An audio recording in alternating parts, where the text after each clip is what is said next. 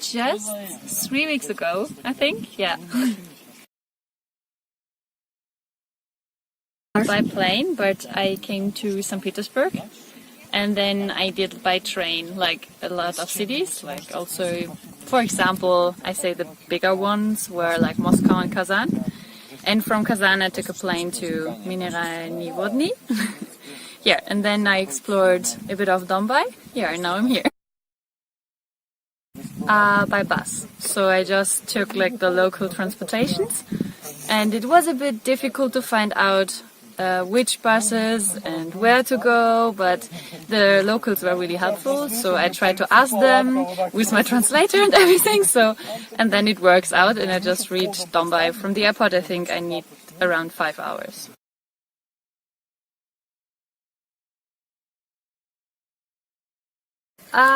I didn't find actually a lot about it.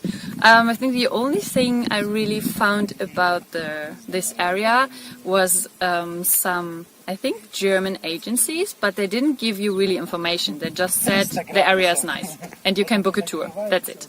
So, and I didn't really find anything else, but I just read that these are the two most beautiful destinations in the area. So I decided, okay, let's go and explore.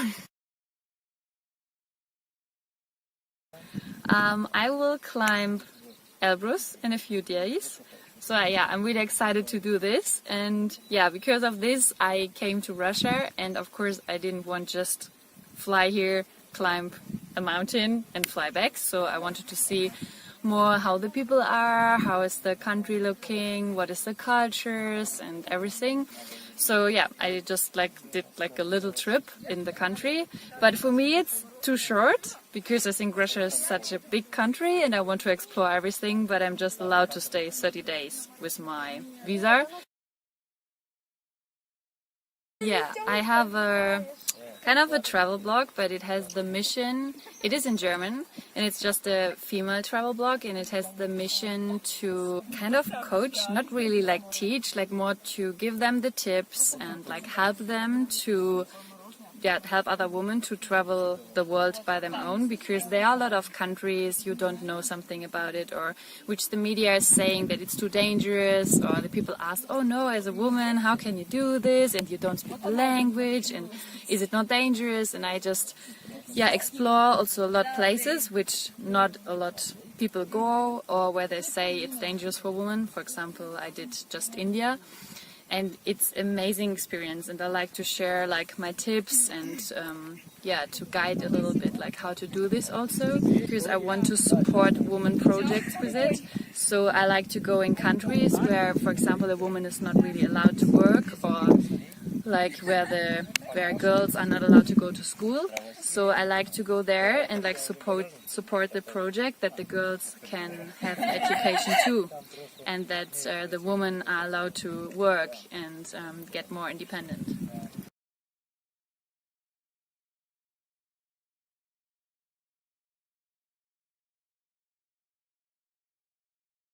Yeah, I think, I don't know, like there are some things you should do always when you go to more remote areas, like downloading the maps before, because you will not have everywhere internet, like download a translator, because you will see that not really somebody is speaking English here, so it is difficult. But I think you can figure everything out, and maybe like I'm, for example, found like a really nice contact in the internet, and just like try to just write the people and ask them, hey, maybe you can help me with something, or just like try to be open-minded and have some trust in the people, because the people here are really helpful and they are like really like kind of open to take you somewhere or to show you places, and especially to help you. And maybe sometimes they cannot so good because of the language barrier, but it seems to me they always try. So be open and trust a little bit in the people, and then you will see like it's beautiful, the people will help you.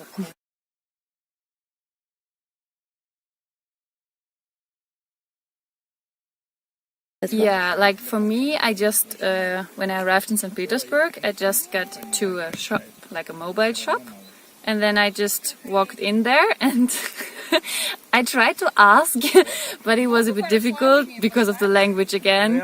But in the end, they understood me, so they just give me a card. And it was also for us, it's pretty cheap because internet in Germany, for example, is a lot more expensive. So I just paid around, I think it was maybe 7 or 8 euros, and I have 40 gigabytes for 1 month. So it's a lot. I don't know how to spend all these gigabytes, but yeah, so you have like a lot of data, and it works pretty well. I mean, in Caucasus, if you're not in a city, it doesn't work, but I mean, it's nature. You know this from every other mountains.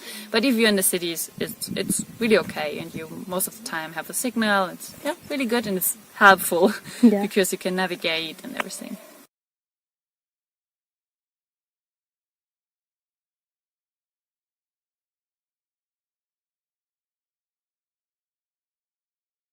Yeah, it was actually, I was searching and searching in the internet, like if I can find any information about the hikes in Dombay and in all the area around here in Caucasus, and the only information I always found was Georgia. There was nothing really what is in Russia, and if I found something it was just Dagestan, and it was not this area. So I searched and tried to search and search and search, and I couldn't really find it. And then there was coming up one website, and there was like a phone number. So I was like, okay, let's try. Maybe there's someone who can help me. So I just text the number, and then I was really surprised because she was speaking English pretty well, and she helped me a lot. She tried to give me other contacts, and she helped me, like, for example, I was on a hike and then there was someone, I couldn't use my translator because he was has a really strong Russian accent, so my translator was not translating at all. So I just called her and asked, like, oh, can you please be my translator? So she phoned with the guy, and then she really told me, like, okay, you have to do this and this because the man was saying this. So it was really helpful. And in the end, I could meet her. This was really nice. And we did like kind of a little road trip, it's a whole day. And explore the area, and it was really nice meeting her, and like she told me a lot about the area and showed me around to this beautiful place. Yeah, and actually I'm really happy that I met her. And also like she invited me to another friend of her, and it's really nice because he also like said, oh yeah, I can show you some nice places. And yeah, and then in the car he like is driving us now all the way to the Elbrus area and like show some places in between. And it's also really great to get to know him. It's also like a really nice person, and like yeah, I'm so happy to meet both of them. Like, my name is Alicia and I'm from Germany. Yeah, but I'm from the western part of Germany, so Düsseldorf, Cologne, like in this area. So I don't have mountain at all there. Of course, in Germany we have a lot in the south, but not in my area. So I'm always like really, really happy when I can be in this nature and with a lot of mountains. Yeah.